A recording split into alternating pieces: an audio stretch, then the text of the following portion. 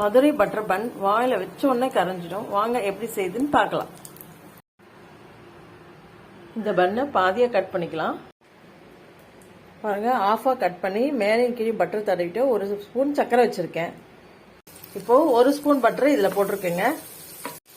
இப்போ இது பன்ல தடவி வச்சுக்கணும். இது மேல கொஞ்சம் சர்க்கரை. இப்போ ஒரு கப்புல 1 கிண்ணம் பால் எடுத்திருக்கேன். இது மேல அப்படியே ஸ்ப்ரெட் பண்ணிக்கலாம்.